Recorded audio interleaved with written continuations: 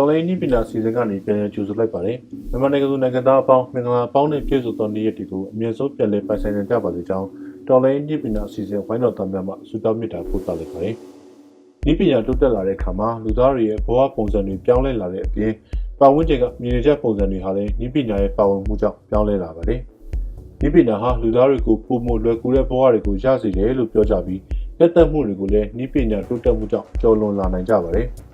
ကတ်တက်မှုတွေမရှိတော့တာကြောင့်ကွဲပြားတဲ့အများပြားတဲ့လှုပ်ဆောင်မှုတွေလက်ရာတွေပုံစံအသစ်တွေကိုလူသားတွေဟာဖန်တီးလာနိုင်ကြပါတယ်။ဒီဟာတွေကအမှုပညာဟာလည်းနည်းပညာနဲ့အတူရွေလျားလာခဲ့ပြီးအခုချိန်မှာ digital app တွေဟာလူသားရဲ့ဖုန်းမျက်နှာပြင်ပေါ်မှာတွေ့မြင်လာရပါတယ်။အမှုပညာလို့ပြောတဲ့အခါမှာ Michelangelo, Picasso, Vincent van Gogh မြို့မချင်းခင်မောင်ရင်စသဖြင့်ခေါင်းထဲမှာပေါ်လာနိုင်ပါတယ်။ခန္ဓာထေဝါလာတဲ့ပတိကားတွေဟာပြလိုက်တီပြကန်းတွေမှာအခုချိန်ထိ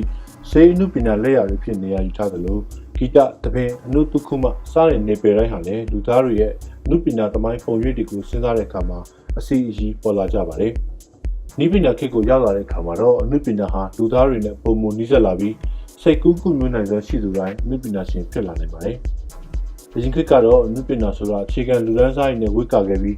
အထက်တန်းလွှာတွေရဲ့ဖြော်ပြရေးတစ်ခုဖြစ်ခဲ့ပါတယ်။နန်းတွေတပင်ပွဲတွေပုံတူပကြီးတွေကြပြစာပေတွေဟာဘရင်ယာဒူးယာကန်မြင့်တဲ့သူတွေနဲ့သာပုံမရင်းနှီးခဲ့ရပါတယ်။အနုပညာဟာပြည်သူလူထုနဲ့နှီးစပ်ရမယ်ဆိုတဲ့တွေးခေါ်ပြီးပြန့်နှံ့လာတဲ့နောက်မှာတော့အနုပညာဟာလူသားပေါင်းများစွာနဲ့ထိတွေ့ခွင့်ရခဲ့ပါတယ်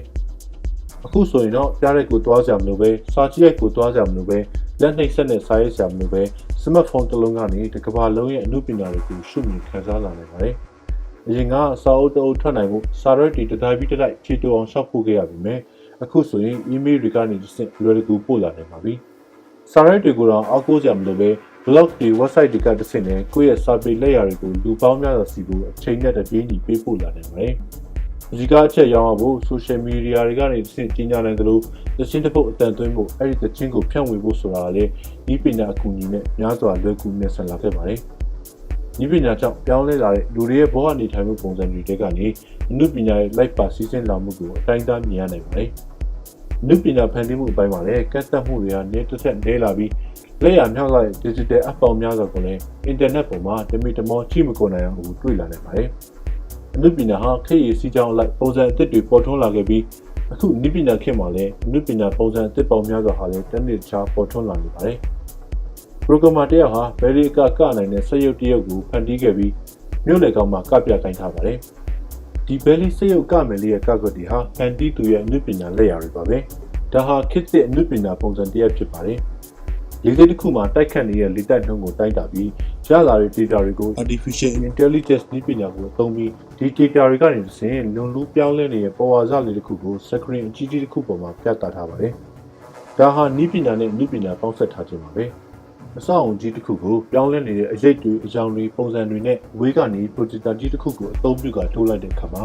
အဆောက်အုံကလှုပ်ရှားနေပါတယ်။တောက်ဝင်နေပါတယ်။အဆောက်အုံနေရာတွေအစား screen အကြီးကြီးတွေအစားထိုးတက်ဆင်ပြီးscreen အဖြစ် 3D ရုပ်ကြွပြီးရုပ်မြင်အရေးသွေးကောင်းမှုနဲ့ဗီဒီယိုတွေကိုပြသထားတဲ့အခါမှာလမ်းသွားလမ်းလာတွေဟာအဆောက်အုံကြီးကိုငေးမောနေကြရပါတယ်။ဒါတွေဟာနည်းပညာအလိုက်တိုးတက်ပြောင်းလဲလာတဲ့နည်းပညာလက်ရာပုံစံအသစ်တွေပါပဲ။ဒါတွေဟာနည်းပညာနဲ့ပေါင်းစပ်ထားတဲ့အတွက်စစ်မှန်တဲ့နည်းပညာမျှမှုမပါဝင်ပါဘူးလို့တကယ်တမ်းပြောနိုင်ပါရဲ့လား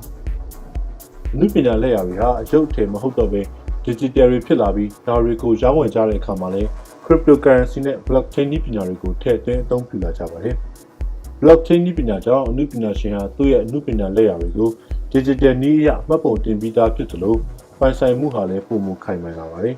။ရောင်းဝယ်ကြတဲ့အခါမှာလည်းငွေကြေးကိုသုံးစွဲစရာမဖြစ်မနေမလို့တော့ပဲ Bitcoin လို့ cryptocurrency တွေကိုအသုံးပြုလာနိုင်ပါတယ်။နည်းပညာကြောင့်ကွန်ပျူတာပုံစံသစ်တွေပေါ်ထွက်လာပြီးကိုဖန်တီးနိုင်စွမ်းမြင့်ရင်မြင့်သလောက်အနုပညာတွေဟာလက်ရမြောက်လာပါတယ်။စိတ်ကူးတွေကိုငွေကြေးအသွင်ပြောင်းမှုလွယ်လာတဲ့အတွက်အနုပညာရှင်တွေဟာဟိုရင်ကခေါ်ခဲ့သလိုဖက်ခွက်စားဖို့မဟုတ်တော့ပါဘူး။ monitor ဖန်သားပြင်ပေါ်မှာတင်ဖန်တီးမှုတွေပြုလုပ်နိုင်တာမဟုတ်တော့ပဲ virtual reality လို့ augmented reality လို့ပုံရိပ်အောင်နည်းပညာတွေဟာ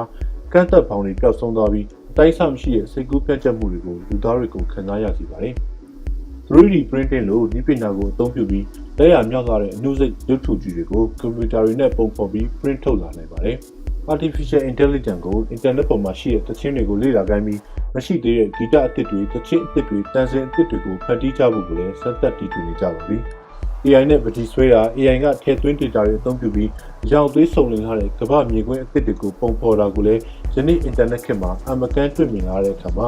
နည်းပညာဟာနည်းပညာကြောင့်ပြောင်းလဲမှုတွေအကြီးကြီးပေါ်ပေါက်လာခဲ့ပြီဆိုတာကိုထင်သာတွေ့မြင်ရပါတယ်။ဒီကနေ့မှာတော့ကျွန်တော်တို့ရဲ့တော်လိုင်းနည်းပညာအစီအစဉ်ကနေနည်းပညာနဲ့နည်းပညာရဲ့ပကုံးဖက်တိုးတက်လာခဲ့တဲ့ပြောင်းလဲလာမှုကိုရှုမြင်ခန်းစားတင်ပြထားခြင်းဖြစ်ပါတယ်။နည်းပညာဟာလူသားတွေရဲ့ဘဝတွေကခန်းစားမှုအာရုံတွေအထိဖြန့်ကျက်ထိုးဖောက်ဝင်ရောက်လာပြီဆိုတာလေးကိုကျွန်တော်တို့အစီအစဉ်ကိုစောင့်မျှော်ကြည့်ရှုနေကြတဲ့ပရိသတ်ကြီးကိုသတင်းစကားမျှဝေရင်းနောက်ပတ်များမှာလည်းတော်လိုင်းနည်းပညာအစီအစဉ်ကနေဘလို့အကြောင်းအရာတွေဆက်လက်တင်ဆက်ပေးသွားအောင်လဲဆိုတာကိုစောင့်မျှော်နားတော်တာစိန်ပေးကြပါဦးခင်ဗျာ။